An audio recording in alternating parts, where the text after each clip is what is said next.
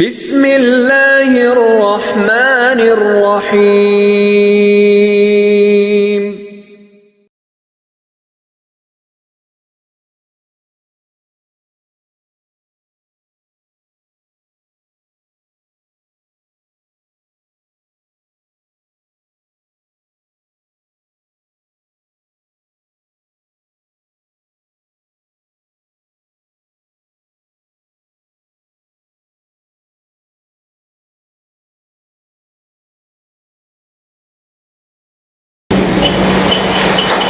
بسم اللہ الرحمن الرحیم۔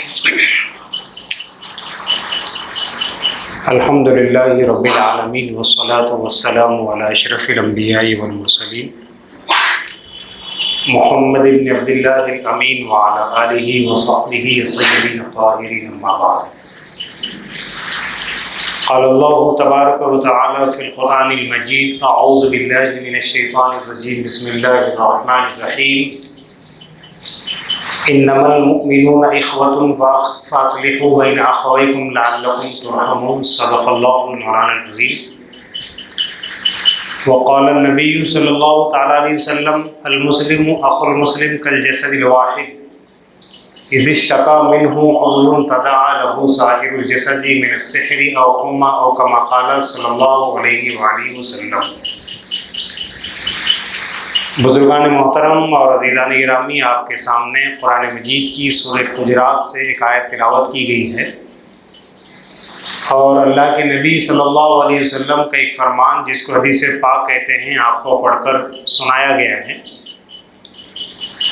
قرآن مجید کی آیت میں اللہ تبارک و تعالیٰ نے مسلمانوں کے آپس کے رشتے کو بیان فرمایا ہے کہ مسلمان تو مسلمان کے بھائی ہیں۔ اگر کسی وجہ سے ان کے درمیان کوئی نزاع، کوئی مسئلہ، کوئی بات، کوئی جھگڑا پیدا ہو جائے تو اپنے بھائیوں کے درمیان صلح صفائی کرا لیا کرو، شاید کہ تم پر رحم کیا جائے، اللہ فرما رہے ہیں۔ اور اللہ کے نبی صلی اللہ علیہ وسلم کی حدیث میں مسلمانوں کے رشتے کو مثال کے ذریعے سے بیان کیا گیا ہے، اور یہ فرمایا ہے کہ مسلمان تو مسلمان کا بھائی ہے، ایسا جیسے ایک جسم ہوتا ہے۔ جسم کے ہاتھ الگ نظر آتے ہیں، پیر الگ نظر آتا ہے، سر الگ نظر آتا ہے، لیکن یہ سارے اعضاء ملتے ہیں تو ایک جسم بنتا ہے۔ اس مثال کے ذریعے سے اللہ کے نبی صلی اللہ علیہ وسلم یہ سمجھانا چاہتے ہیں، یہ فرمانا چاہتے ہیں کہ مسلمان کو مسلمان سے تعلق ہونا چاہیے، مسلمان کو مسلمان سے محبت ہونی چاہیے، اور وہ ایسی محبت ہونا چاہیے جیسے انسان کا جسم ہوتا ہے کہ اگر کرنگلی کو مار لگ جائے، چوٹ لگ جائے تو اس کی وجہ سے سارا جسم انسان کا بخار میں جلتا ہے، تکلیف کو محسوس کرتا ہے۔ اللہ کے نبی صلی اللہ علیہ وسلم یہ فرما رہے ہیں۔ تو قرآن مجید کی آیت میں اور حدیث پاک میں بنیادی طور پر ہم کو اور آپ کو جو پیغام دیا جا رہا ہے وہ اخوت و بھائی چارے کا ہے، مودت اور محبت کا ہے، ایک دوسرے کے ساتھ مل جل کر رہنے کا ہے۔ آج کل ہم حالات دیکھ رہے ہیں کہ ساری دنیا کے اندر مسلمان پریشان ہیں، تو ہم کو اور آپ کو بحیثیت مسلمان ان کی پریشانیوں کا احساس ہونا چاہیے۔ اگر وہ مسلمان ہیں تو دنیا کے کسی کونے اور گوشے میں وہ رہتا بستا ہو، اگر وہ کلمہ گو ہے، مسلمان ہیں، تو ہمارا بھائی ہے اور اس کی تکلیف کا احساس ہم کو ہونا چاہیے۔ ہمیں اس کے تکلیف کو دور کرنے کی اپنی سی کوشش بھی ہم کو اور آپ کو کرتے رہنا چاہیے۔ یہ بھی اس حدیث میں پیغام دیا جا رہا۔ تو سب سے پہلے ہم یہ دیکھتے ہیں کہ آپس میں محبت اور اخوت، بھائی چارہ، مودت کیسے فروغ پا سکتی ہے، کیونکہ جب تک ہمارے اپنے معاشرے میں، اپنے سماج میں، اپنی سوسائٹی میں، اپنے گراؤنڈ لیول سے محبت کا پیغام عام نہیں ہوگا، یہ پیغام اوپر تک نہیں جا سکتا ہے۔ اگر ہم نے نیچے سے اس پر محنت کی اور اپنی صفوں میں اتفاق، اتحاد پیدا کیا، محبت اور مودت پیدا کرنے کی کوشش کی، تو یہ معاشرہ مثالی معاشرہ کہلائے گا، یہ معاشرہ اسلامی معاشرہ کہلائے گا۔ اس معاشرے کی مثال یہاں سے وہاں تک دی جائے گی یا دی جا سکتی ہے۔ اس کے لیے ہمیں کوشش کرنا ہے، اس کے لیے ہمیں جدوجہد کرنا ہے، اس کے لیے ہمیں کچھ کام کرنے ہیں جو کام کرنے کے اعتبار سے بہت آسان ہیں لیکن نتائج کے اعتبار سے بہت بڑے ہیں، بہت اچھے ہیں۔ عام طور پر یہ ہوتا ہے کہ آدمی چھوٹی چھوٹی چیزوں کو، جو نیکی کی چیزیں ہوتی ہیں، ان کو نظر انداز کر دیتا ہے، یہ سوچ کر کہ اس سے کیا ملنے والا ہے، اس سے کیا ہونے والا ہے۔ تو ظاہر ہے کہ اللہ کے نبی صلی اللہ علیہ وسلم نے فرمایا کہ اپنی زندگی میں کبھی کسی نیکی کو حقیر نہ جانا ہو سکتا ہے کہ ہم اس کو چھوٹا سمجھتے ہوں لیکن اس کے اثرات غیر معمولی ہوں، بڑے ہوں، اس لیے ہمیں اپنی زندگی میں کبھی کسی نیکی کو حقیر نہیں جاننا چاہیے، چھوٹا نہیں سمجھنا چاہیے۔ اور پھر میں نے کہا آپ سے کہ ہم اگر مسلمان ہیں تو مسلمان کی تکلیفوں کا احساس ہم کو ہونا چاہیے۔ ہم سب جان رہے ہیں، ہمیں پتہ ہے کہ فلسطین کے مسلمان بہت پریشان ہیں، ان کو پریشان کیا جا رہا ہے۔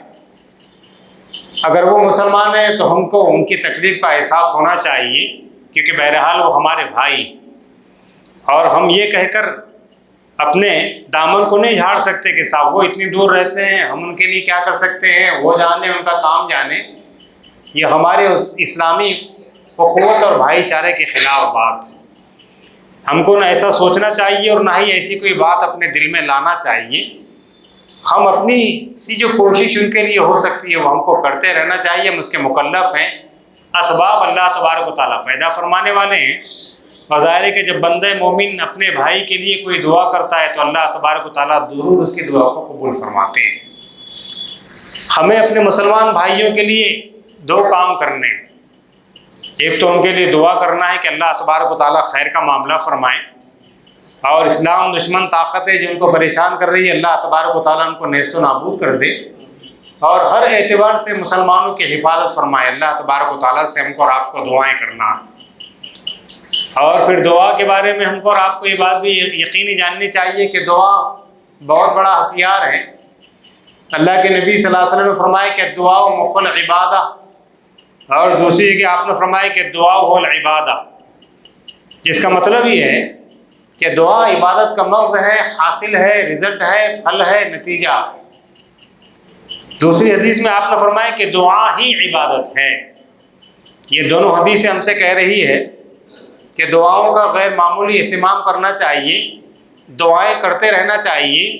دعا اللہ تبارک و تعالیٰ سے جب بندہ کرتا ہے تو اللہ تبارک و تعالیٰ بندے کی دعا کو ضرور قبول فرماتے ہیں، اور جو کچھ وہ مانگنا چاہتا ہے اللہ تبارک و تعالیٰ اس کو ضرور دیتے ہیں۔ یہ دعا کے ذریعے سے ہی ہم کو اور آپ کو ملنے والا۔ اور پھر نوجوان دوستوں سے، بھائیوں سے یہ بھی کہنا ہے کہ آج کل جو ماحول چل رہا ہے کہ جیسے امام صاحب السلام علیکم بولتے ہیں، ویسے ہی ہمارا نوجوان مسجد سے باہر نکل جانا چاہتا ہے، وہ دعا نہیں کرتا۔ گویا اپنے عمل سے وہ یہ کہہ رہا ہے کہ جس کو دعا کی ضرورت ہے وہ دعا مانگے، مجھ کو دعا کی ضرورت نہیں، اس لیے میں دعا نہیں مانگ رہا۔ اپنے عمل کے ذریعے سے تو وہ یہ کہہ رہا ہے، شاید وہ یہ نہیں سمجھتا۔ اس لیے نوجوان دوستوں سے یہ کہنا ہے کہ دعاؤں کے مانگنے کا اہتمام کیجیے۔ اللہ تبارک و تعالیٰ کو دعائیں بہت پسند ہیں۔ اور ایک بات ہمیشہ یاد رکھیے کہ اللہ تبارک و تعالیٰ کی ذات مقدس ہی بے نیاز ہے، اس کے علاوہ کوئی بے نیاز نہیں۔ کوئی بندہ ایسا نہیں ہے جس کو دعاؤں کی ضرورت نہیں ہے، جو دعاؤں کی کا محتاج نہیں ہے۔ اس لیے ہمیں دعائیں کرتے رہنا چاہیے، دعائیں مانگتے رہنا چاہیے اللہ تبارک و تعالیٰ سے لینے اور مانگنے کی امید کے ساتھ۔ تو میں ذکر کر رہا تھا کہ مسلمانوں کے درمیان اخوت اور بھائی چارے کو عام کرنے کے لیے چند باتیں ہم کو اور آپ کو اس کے اوپر عمل کرنا ہے، جو عمل کرنے کے اعتبار سے بہت آسان ہے۔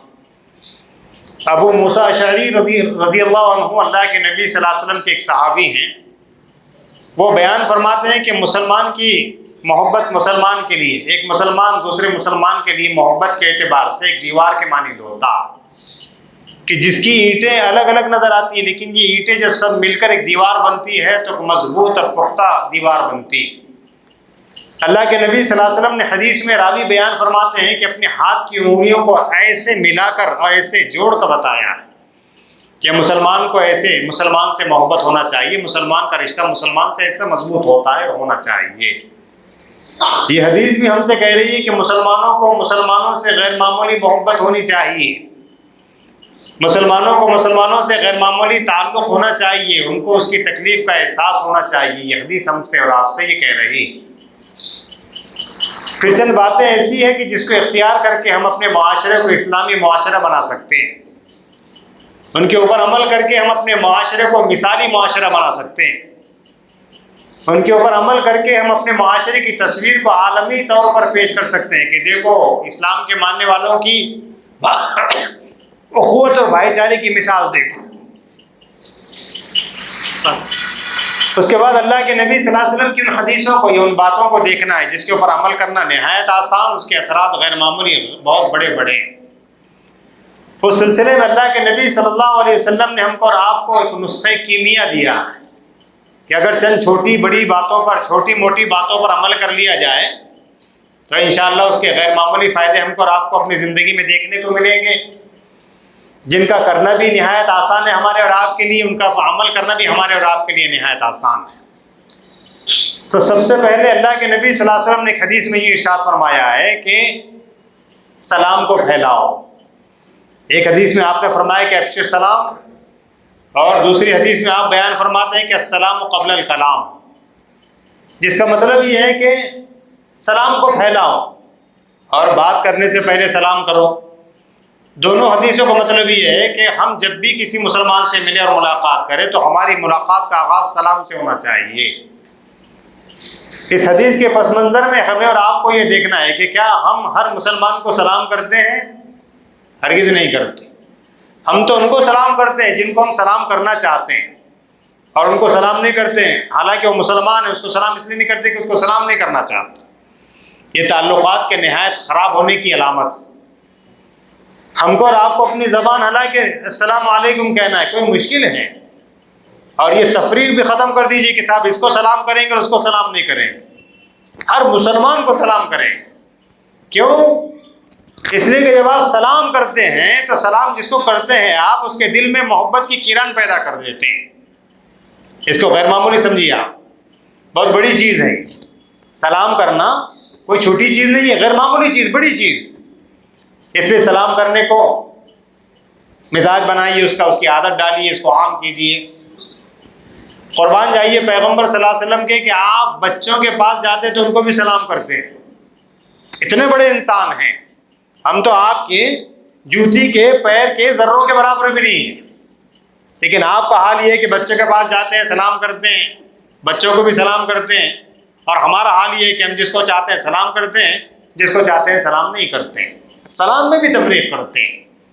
اس لیے اگر دوسروں کے دل میں احترام کا، محبت کا جذبہ پیدا کرنا چاہتے ہیں تو سلام کیجیے، اور سلام میں پہل کرنے والا ثواب حاصل کرنے کے اعتبار سے بھی بڑا ہوتا ہے، کیونکہ دنیا جانتی ہے کہ دعا دینے والے بڑے ہوتے ہیں، تو جو سلام میں پہل کرتا ہے وہ بڑا ہوتا ہے، ثواب بھی اس کو زیادہ ملتا ہے۔ معاشرے میں ایک چیز یہ بھی دیکھنے میں آتی ہے کہ بعض لوگ انتظار کرتے ہیں کہ صاحب ہم کو سلام کیا جائے، تو سلام کا انتظار نہیں کرنا ہے، سلام میں پہل کرنا ہے، اور ثواب کے حاصل کرنے میں ہم کو اور آپ کو پہل کرنا ہے۔ تو ہم اپنے معاشرے کو، بھائی چارے کو اس کے اندر عام کرنا چاہتے ہیں، اخوت کو پروان چڑھانا چاہتے ہیں، تو ہمیں اللہ کے نبی صلی اللہ علیہ وسلم کے اس فرمان پر عاجز سے عمل کرنا ہے۔ وہ کیا ہے کہ ہم جب بھی کسی مسلمان سے ملاقات کریں گے انشاءاللہ اس کو سلام کریں گے انشاءاللہ۔ سلام کریں چاہے اس کو جانتے ہو یا نہ جانتے ہو، اور اگر سلام کی تاثیر دیکھنا چاہتے ہیں، سلام کے اثرات دیکھنا چاہتے ہیں، سلام کا ریفلیکٹ دیکھنا چاہتے ہیں، تو آپ اس شخص کو سلام کر کے دیکھیے جس کے ساتھ آپ کے تعلقات خراب ہیں، جس کے ساتھ آپ کے تعلقات اچھے نہیں، آپ اس کو سلام کر کے دیکھیے کہ اس کے کیا نتائج آپ کے سامنے آتے ہیں، غیر معمولی۔ تو اس کے دل میں آپ کے لیے احترام کا اور محبت کا جذبہ پیدا ہو جائے گا اس سلام کے کرنے کی وجہ سے۔ اس لیے ہمیں سب سے پہلا کام یہ کرنا ہے کہ مسلمان کو ایک دوسرے کو سلام عام کرنا ہے۔ اس کے بعد اللہ کے نبی صلی اللہ علیہ وسلم نے یہ فرمایا ہے کہ جب مسلمان کو چھینک آئے تو چھینکنے والا الحمدللہ کہے، اور چھینک سننے والا یرحمک اللہ کہے۔ ایک عام مسلمان کے ذہن میں یہ خیال پیدا ہو سکتا ہے کہ صاحب چھینک رہا ہے، چھینکنے پر الحمدللہ کیوں کہنا چاہیے، اور سننے والے کو یرحمک اللہ کیوں کہنا چاہیے؟ تو سب سے پہلے سنیے کہ اس کی وجہ کیا ہے، اور کتنا بڑا انعام ہے یہ چھینک انسان کے لیے۔ کہ جب بندہ چھینکتا ہے تو فریش ہوتا ہے، اس کو سکون ملتا ہے، چین آتا ہے۔ اس لیے جب چھینکتا ہے تو الحمدللہ کہنے کی تعلیم دی گئی ہے۔ یہ تو اللہ کے نبی صلی اللہ علیہ وسلم کی سنت۔ اور جہاں تک اس کا سائنٹیفک مسئلہ ہے، حکماء، اطباء، ڈاکٹر یہ کہتے ہیں کہ جب انسان چھینک لینا چاہتا ہے، اس کو جب چھینک آتی ہے تو اس کے سانس کا نظام کچھ دیر کے لیے رک جاتا ہے، رکا دیا جاتا ہے اللہ تعالیٰ کی طرف سے۔ اور دنیا جانتی ہے کہ اگر سانس اندر ہو، باہر نہ آئے تو موت، اور باہر آ کر اندر نہ جائے تو موت۔ لیکن یہ سانس کا جو نظام ہے، چھینک کا جو نظام ہے، چھینکتے وقت سانس کا نظام کچھ دیر کے لیے رک جاتا ہے، ٹھہر جاتا ہے۔ اس نظام کے چھینک آنے کے بعد بحال کرنے والے کون ہیں؟ ہم آپ ہیں کیا؟ اللہ تبارک و تعالیٰ ہے کہ چھینکنے کے بعد پھر اس نظام کو دوبارہ جاری کر دیتے ہیں اللہ تبارک و تعالیٰ، سانس کے نظام کو، یعنی زندگی کے نظام کو جاری کر دیتے ہیں۔ اس پر اللہ تبارک و تعالیٰ کا شکر ادا نہ کیا جائے تو کیا کیا جائے؟ اللہ کی حمد و ثنا بیان نہ کی جائے تو کیا کیا جائے؟ اس لیے کہا اللہ کے نبی صلی اللہ علیہ وسلم نے کہ جب تجھ کو چھینک آئے تو تو الحمدللہ کہہ، سننے والے کو یرحمک اللہ کہنا چاہیے۔ دونوں بھی کام کرنے کے اعتبار سے بہت آسان ہے، السلام علیکم، ہمیشہ السلام علیکم۔ اور جب کبھی چھینک آئے تو الحمدللہ کہنا چاہیے، کیونکہ حدیث میں یہ ہے کہ چھینکنے والا الحمدللہ کہے تبھی اس کو جواب دیا جائے گا، ورنہ نہیں دیا جائے گا۔ اور تیسری چیز بیان فرمائی اللہ کے نبی صلی اللہ علیہ وسلم نے کہ مسلمان کو مسلمان کی مزاج پرسی کرنا چاہیے۔ اگر کوئی مسلمان بیمار پڑ جائے تو اس کی عیادت کرنا چاہیے، مزاج پرسی کرنا چاہیے۔ یہ کام بھی کرنے کے اعتبار سے بہت آسان ہے، اور اپنے تعلقات کو درست کرنے کا بہترین طریقہ ہے، اور اپنے تعلقات کو بہت زیادہ بڑھانے کا آسان ذریعہ اور طریقہ ہے۔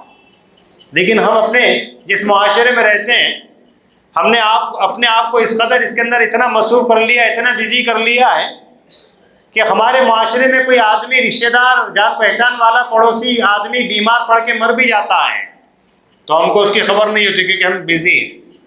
حالانکہ ہم بزی نہیں ہیں، ہمارے پاس تو اتنا وقت ہے کہ ہم اگر ہوٹل میں بیٹھتے ہیں تو گھنٹوں ضائع کر دیتے ہیں، کسی چوپال اور چوراہے پر یا چبوتے پر بیٹھ جاتے ہیں تو گھنٹوں برباد کر دیتے ہیں۔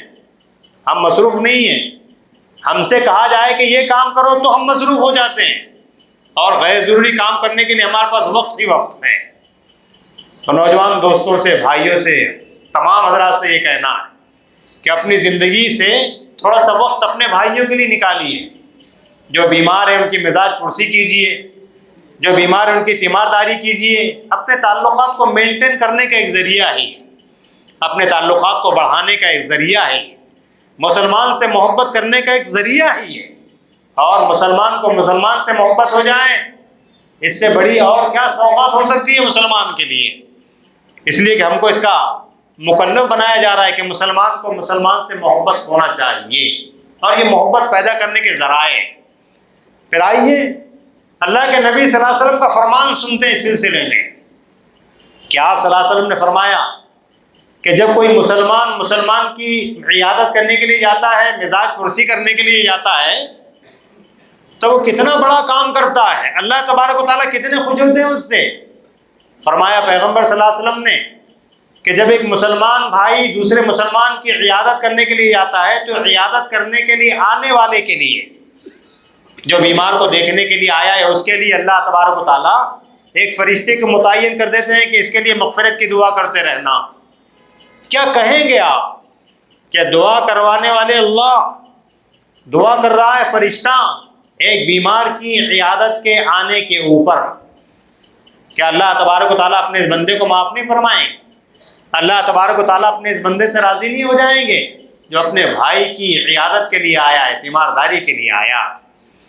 تو تیسرا کام ہم کو اور آپ کو اپنے معاشرے کے سلسلے میں یہ کرنا ہے، مودت اور محبت کے بڑھانے کے لیے، اخوت اور بھائی چارے کے فروغ دینے کے لیے مسلمان کی عیادت کرنا ہے، اس کی مزاج پرسی کرنا ہے، اس کو دیکھنے کے لیے جانا ہے، اس کے پاس جانے کے بعد لمبی چوڑی باتیں نہیں کرنا ہے، دو چار جملے کہنا ہے، اس کو کچھ ہمت دلانا ہے کہ صاحب اللہ تبارک و تعالیٰ آپ کو صحت کاملہ عاجلہ عطا فرمائیں گے انشاءاللہ، آپ اللہ کی ذات سے امید رکھیے۔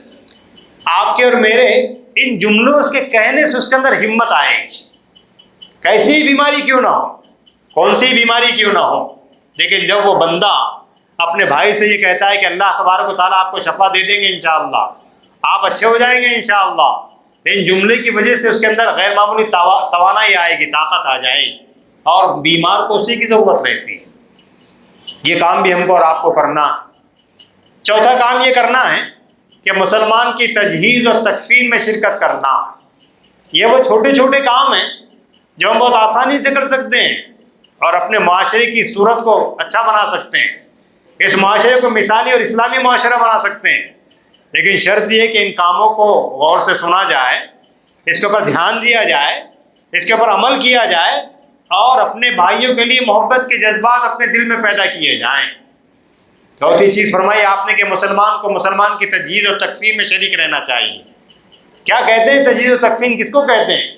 یہ کہ مسلمان اگر اس کا انتقال ہو جائے، وہ مر جائے، تو اس کے آخرت کے سفر میں اس کے ساتھ رہنا، اس کے نہلانے دھلانے میں کوآپریٹ کرنا، تعاون کرنا، ساتھ رہنا، اور دفن کرنے سے تک اس کے ساتھ رہنا، اس کے پاس رہنا۔ یہ عمل اللہ رب العزت کو اس قدر پسند آتا ہے کہ اللہ کے نبی صلی اللہ علیہ وسلم نے فرمایا کہ جو مسلمان بھائی اپنے مسلمان بھائی کی تجہیز و تکفین میں شرکت کرتا ہے، اس کو 2 قیراط ثواب دیا جاتا ہے۔ ایک صحابی نے پوچھا کہ اللہ کے نبی صلی اللہ علیہ وسلم یہ قیراط کیا ہوتا ہے، قیراط کس کو کہتے ہیں؟ تو اللہ کے نبی صلی اللہ علیہ وسلم فرمایا کہ احد پہاڑ کے برابر ثواب کو ایک قیراط کہتے ہیں۔ جن لوگوں نے احد پہاڑ دیکھا ہے ان کو اندازہ ہوگا کہ وہ کتنا بڑا پہاڑ ہے، آپ اس کو ایک نظر میں دیکھ نہیں سکتے، اتنا بڑا پہاڑ ہے۔ تو کہنے کا مقصد یہ ہے کہ اللہ تبارک و تعالیٰ اپنے بندوں کے ان اعمال پر ان کو ثواب سے نوازتے رہتے ہیں، ان کو ثواب دیتے رہتے ہیں۔ یہ وہ چیزیں ہیں جو عمل کرنے کے اعتبار سے بہت سہولت والی ہے، بہت آسانی والی، لیکن شرط یہ ہے کہ ہم اس کے طرف توجہ دیں، اس کے اوپر عمل کرنے والے بنیں۔ ظاہر ہے کہ جب یہ ہمارا معاشرہ اس طریقے سے عمل کرے گا تو یہ معاشرہ بڑھتے بڑھتے اس قدر اثر انداز معاشرہ ہو جائے گا کہ دنیا کے اندر اس کی مثال دی جائے گی کہ دیکھو اسلام کے ماننے والوں کا معاشرہ ایسا ہوتا ہے، اسلام کے ماننے والے آپس میں اخوت و بھائی چارے کی یہ تصویر پیش کرتے ہیں، اس لیے کہ ہماری تاریخ تو انہی چیزوں سے بھری ہوئی ہے۔ تاریخ کی آنکھوں نے وہ منظر بھی دیکھا ہے، اور تاریخ میں یہ بات موجود ہے کہ جن لوگوں نے صورتوں کو دیکھنا گوارا نہیں کیا، اسلام لانے کے بعد ان کے اوپر اپنے آپ کو مٹانا گوارا کیا۔ صحابہ کرام رضوان اللہ علیہم اجمعین کے بارے میں آپ جانتے ہیں کہ اللہ تبارک و تعالیٰ نے ان کو دنیا کی زندگی میں ایک سرٹیفکیٹ دیا کہ اللہ کے یہ وہ بندے ہیں جن سے اللہ راضی ہوا، اور اللہ کے یہ وہ بندے ہیں جن سے اللہ راضی ہوا۔ بندے اللہ سے راضی، اللہ بندے سے راضی، یہ معاملہ ہے۔ ان صحابہ کرام کے بارے میں آتا ہے کہ اسلام سے پہلے وہ ایک دوسرے کی صورت کو دیکھنا گوارا نہیں کرتے، لیکن جب اسلام قبول کیا ہے تو میدان جنگ میں تاریخ نے یہ منظر بھی دیکھا ہے کہ اپنے بھائی سے پہلے پانی پینا گوارا نہیں کیا، موت کو ترجیح دی۔ یہ ہماری تاریخ جو ہم سے کہہ رہی ہے کہ وہ تاریخ آج بھی زندہ ہو سکتی ہے، اس تاریخ کو آج بھی زندہ کیا جا سکتا ہے۔ شرط یہ ہے کہ ہم ایک دوسرے کے لیے اپنے دل میں احترام کا جذبہ پیدا کریں، ایک دوسرے کے لیے اخوت و بھائی چارے کا جذبہ اپنے اندر پیدا کریں۔ جب یہ جذبہ پیدا ہوگا تو یہ معاشرہ بڑھتے بڑھتے بڑھتے پوری دنیا کے لیے ایک مثالی اور اسلامی معاشرہ بن جائے گا۔ تو بات شروع ہوئی تھی، مسلمان کا بھائی ہے، مسلمان کو مسلمان سے محبت کرنی چاہیے، محبت ہونی چاہیے۔ اس پس منظر میں ہم کو اور آپ کو اپنے فلسطینی بھائیوں کی یاد آتی کہ یقیناً وہ زندگی کے ایسے دورائے سے گزر رہے ہیں کہ زندگی ان کے اوپر اجیرن ہو گئی، ہر اعتبار سے ان کو ستایا جا رہا ہے، پریشان کیا جا رہا ہے۔ یہاں ہم رہ کر یہ نہیں کہہ سکتے کہ صاحب وہ جانے، ان کا کام جانے، ہم یہاں سے کیا کر سکتے ہیں۔ تو میں نے کہا آپ سے کہ ان کے لیے ہم دعا کر سکتے ہیں، اور دعا کے بارے میں نے کہا کہ دعا بہت بڑا ہتھیار ہے، بہت بڑی چیز ہے، اللہ تبارک و تعالیٰ سے لینے اور مانگنے کا ایک بہت بہترین طریقہ ہے۔ تو ہم کو دعاؤں کا بھی اہتمام کرنا چاہیے۔ اور اسی سلسلے میں ہمارے بڑے ہم سے یہ کہہ رہے ہیں کہ کچھ ایسی چیزوں کا بائیکاٹ کرنا ہے کہ جس کے خریدنے سے براہ راست اسرائیل کو تقویت پہنچتی ہے، اور وہ چیزیں ہماری زندگی میں اتنی آ گئی ہیں کہ جس کی کوئی انتہا نہیں ہے۔ تو ہم کو ذرا غور کر کے سوچ سمجھ کر اشیاء کا استعمال کرنا۔ بعض لوگ آپ کو ایسے بھی مل جائیں گے جو یہ کہیں گے کہ صاحب میرے اور آپ کے اور 2-4 لوگوں کے بائیکاٹ کرنے سے کیا ہوگا، اور ان سے یہ کہنا ہے کہ آسمان سے جب بارش آتی ہے تو وہ قطروں کی شکل میں آتی ہے، لیکن جب زمین پر گرتی ہے تو وہ دریا بن جاتا ہے۔ میں ہر مسلمان اگر یہ طے کر لے کہ صاحب اسرائیلی مصنوعات کا، اسرائیل کے لیے بننے والی چیزوں کا بائیکاٹ کرنا ہے، اس کو خریدنا نہیں ہے، تو اس کی کمر ٹوٹ جائے گی انشاءاللہ۔ لیکن شرط یہ ہے کہ یہ طے کرنا ہے کہ صاحب ایسی چیزوں کا استعمال نہیں کریں گے جو اسرائیل کا پروڈکٹ کہا جاتی ہے، یہ اس کا فائدہ اس کو اسرائیل کو پہنچتا۔ ہم اپنی سطح پر جو کوشش کر سکتے ہیں وہ کرنا چاہیے۔ ظاہر ہے کہ نتیجہ تو اللہ تبارک و تعالیٰ کے ہاتھ میں ہے، وہ جو چاہے فیصلہ کرنے والا ہے۔ ہم اپنی کوشش سے بھاگ نہیں سکتے، ہمیں اپنی کوشش کرنا چاہیے۔ اپنی زندگی میں ہم غور کریں گے تو بہت ساری چیزیں صبح سے شام تک ہم اسرائیل کے لیے بننے والی استعمال کرتے ہیں، اور غور کریں گے آپ تو ان کے بغیر بھی ہم بہت اچھی زندگی گزار سکتے ہیں۔ ایسا نہیں ہے کہ یہ استعمال نہیں کریں گے تو زندگی پریشانی میں آ جائے یا جینا مشکل ہو جائے گا۔ یہ ڈیلکس چیزیں ہیں، غیر ضروری چیزیں ہیں، اس کے استعمال کے بغیر بھی آدمی زندہ رہ سکتا ہے، بہت اچھی زندگی گزار سکتا ہے۔ شرط یہ ہے کہ ذرا دھیان دینا کہ صاحب کون سی ایسی چیزیں ہیں جس کے ذریعے سے اسرائیل کو تقویت پہنچ رہی ہے، اس کو مالی منفعت حاصل ہو رہی ہے۔ اگر ہم اور آپ اپنی جگہ کوشش کریں گے تو ظاہر ہے کہ ہمارے مسلمان بھائیوں کی یہ مدد ہوگی۔ اس قسم کی مدد بھی ہم کو اور آپ کو کرنا ہے۔ ظاہر ہے کہ اگر ہم اپنے بھائی مسلمانوں سے، فلسطینی بھائیوں سے محبت کا دعویٰ کرتے ہیں اور ہمیں یقیناً ان سے محبت ہونی چاہیے، کرنی چاہیے، تو ہم اپنی جگہ رہ کر یہ دو کام کر سکتے ہیں۔ ایک تو اللہ تبارک و تعالیٰ سے دعا فرمائیے کہ اللہ تبارک و تعالیٰ ان کی ہر اعتبار سے مدد فرمائے، اور جو چیزیں ان کے لیے تیار ہو رہی ہے اس کو ہم استعمال کرنے سے گریز کریں تو انشاءاللہ اس کے اثرات ظاہر ہوں گے۔ دعا فرمائیے کہ اللہ تبارک و تعالیٰ مجھے اور آپ کو ان باتوں پر عمل کرنے کی توفیق عطا فرمائے۔ ایک اعلان آپ کے سامنے یہ کرنا ہے کہ جس مسجد میں آپ تشریف فرما ہیں، یہ مسجد خدمت خلق کا ایک بہت بڑا مرکز ہے۔ یہاں پر اتنے بڑے بڑے کام کیے جاتے ہیں کہ نہ تو ان کو شمار کیا جا سکتا ہے اور نہ ان کو گنا جا سکتا ہے، اور سب جانتے ہیں کہ کاموں کے کرنے کے لیے ایک بڑے سرمایے کی ضرورت پڑتی ہے، بڑے صرفے کی ضرورت پڑتی ہے۔ سب سے بڑی بات یہ ہے کہ ان سارے کاموں کے انجام دینے کے لیے مجھے بتایا گیا ہے کہ یہاں پر کوئی سفیر متعین نہیں ہے۔ آپ لوگوں کے تعاون کے ذریعے سے اور اس جمعے کی چندے کی شکل میں جو کچھ جمع ہو جاتا ہے، اس کی شکل میں اللہ تبارک و تعالیٰ کے بندوں کی خدمت کی جاتی ہے۔ اللہ کے نبی صلی اللہ علیہ وسلم فرمایا کہ الخلق عیال اللہ، مخلوق اللہ کا کنبہ ہے۔ روز قیامت اللہ تبارک و تعالیٰ اپنے بندوں سے فرمائیں گے کہ میں پریشان حال تھا، میں مصیبت میں گرفتار تھا، اگر تم چاہتے تو میری مدد کر سکتے ہیں۔ تو بندہ حیرت سے پوچھے گا کہ اللہ آپ تو پروردگار عظیم ہیں، پالن ہار ہیں، ہمارے رب ہیں، آپ کیسے پریشان رہ سکتے ہیں؟ آپ کو کیسے مصیبت میں آپ گرفتار ہو سکتے ہیں؟ تو اللہ فرمائیں گے کہ میرا فلاں بندہ پریشان تھا، میرا فلاں بندہ مصیبت میں گرفتار تھا، اگر تم اس کی مدد کرتے گویا میری مدد کرتے، اگر تم اس کی مصیبت کے دور کرنے میں کوئی تعاون کرتے تو گویا میرا تعاون کرتے۔ تو معلوم یہ ہوا کہ اللہ کے بندوں کی خدمت کرنا اللہ کی خدمت کرنے کے جیسا، یہ اتنا بڑا کام۔ اس لیے اس کام کی تکمیل کے لیے آپ حضرات سے تعاون حاصل کیا جاتا ہے، اور جہاں تک انفاق کا معاملہ ہے کہ اللہ کے مال کو اللہ کے راستے میں خرچ کرنے، اس پر غور کریں گے آپ تو آپ کے دونوں ہاتھ میں لڈو رہیں گے کہ یہ مال ہمارا نہیں ہے، یہ مال اللہ کا ہے۔ اللہ ہی کے مال کو اللہ کے راستے میں لگانے پر ہم کو اور آپ کو انعام سے نوازا جا رہا۔ اللہ نے فرمایا کہ جو میرے بندے میرے راستے میں خرچ کریں گے ان کو کئی گنا بڑھا کر دیا جائے گا۔ یہ اللہ تبارک و تعالیٰ کا وعدہ۔ قرآن کریم کہہ رہا ہے کہ کون ہے جو اللہ تبارک و تعالیٰ کو قرض حسنہ دینا چاہتا ہے۔ اللہ کو قرض حسنہ دینے کا مطلب یہ کہ اللہ کے مال کو اللہ کے راستے میں دے کر اپنے ثواب کو یقینی بنا لیا جائے، اور یقین جانیے کہ جب تک کہ ہاتھ پیر سلامت ہیں ہم کو اور آپ کو اللہ کے راستے میں دے دلا کر اپنے لیے آگے بھیج دینا ہے، ورنہ انسان کی زندگی میں ایسا وقت بھی آ سکتا ہے کہ بہت کچھ ہے لیکن اختیار کچھ بھی نہیں۔ تو جب تک اللہ تبارک و تعالیٰ نے نوازا ہے اللہ کے راستے میں دیتے رہیے، پتہ نہیں اللہ تبارک و تعالیٰ کس شکل میں ہم کو اور آپ کو واپس فرمائیں۔ قرآن مجید اللہ کے راستے میں خرچ کرنے کی مثال بیان کرتا ہے، وہ کہتا ہے کہ جو لوگ اللہ کے مال کو اللہ کے راستے میں خرچ کرتے ہیں ان کی مثال ایسی ہے جیسے زمین میں ایک دانہ بویا گیا، اس سے ایک پودا نکلا، پودے کو بالیں آئی، بالی میں 100 دانے ہیں۔ قرآن کہہ رہا ہے کہ اللہ تبارک و تعالیٰ جس کو چاہتے ہیں اس سے بھی زیادہ نوازتے ہیں۔ اللہ کے وعدوں پر ہم کو بھروسہ ہونا چاہیے، اللہ کے وعدوں پر ہم کو یقین ہونا چاہیے، اور یہ یقین ہم کو اور آپ کو اپنے اندر پیدا کرنے کی ضرورت ہے۔ اللہ کے نبی صلی اللہ علیہ وسلم نے انسان کے دل و دماغ سے مال کی محبت کے نکالنے کے لیے ایک مثال بیان فرمائی۔ عام طور پر دنیا میں انسان کہتا ہے میرا مال میرا مال، اور وہ یہ سمجھتا ہے کہ جو اپنی ذات پر خرچ کر لیتا ہے وہ کمانے والا ہے، بچنے والا ہے۔ اس کی فکر کو دور کرنے کے لیے اللہ کے نبی صلی اللہ علیہ وسلم نے ہماری اور آپ کی رہنمائی فرمائی۔ حضرت عائشہ صدیقہ رضی اللہ تعالیٰ عنہا سے آپ نے ایک مرتبہ بکری کا بچہ ذبح کرنے کی خواہش کا اظہار فرمایا۔ حضرت عائشہ نے آپ کی خواہش پر بکری کا بچہ ذبح کر دیا۔ تو اس کے بعد شام میں جب تشریف لائے آپ، تو آپ نے پوچھا کہ اس کا کیا ہوا وہ اس گوشت کا؟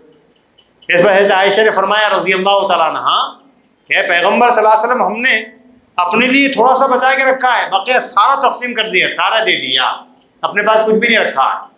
اس پر اللہ کے نبی صلی اللہ علیہ وسلم فرمایا کہ عائشہ اگر تم یہ سمجھ رہی ہو کہ جو دے دیا گیا ہے وہ نہیں بچا ہے اور جو بچ گیا ہے وہ بچ گیا ہے، تو تمہیں معلوم ہونا چاہیے کہ جو دے دیا گیا ہے اصل میں وہ بچ گیا ہے، اور جو ہم نے اپنے لیے رکھا ہے وہ نہیں بچا ہے۔ اس سے معلوم ہوا کہ اللہ کے نبی صلی اللہ علیہ وسلم فرما رہے ہیں کہ جو کچھ دے دیا جاتا ہے حقیقت میں وہ بچ جاتا ہے اور وہی ہمارے کام آتا ہے۔ دعا فرمائی کہ اللہ تبارک و تعالیٰ ہم سب کو اس پر عمل کرنے کی توفیق عطا فرمائے۔ وآخر دعوانا الحمدللہ رب العالمین۔